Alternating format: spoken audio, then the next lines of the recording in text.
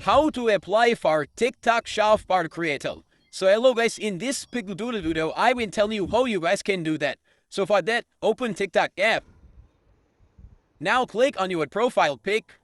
Here you guys will see on top right corner 3 dots, so simply click on that.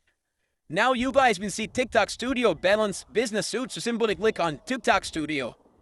So that you guys will see monetization, and in monetization you guys will see service creator reward program, work with artist. Also on top TikTok Shop for creator, who simply click on join. Once you click on join, you guys will see earn commission with TikTok Shop affiliate.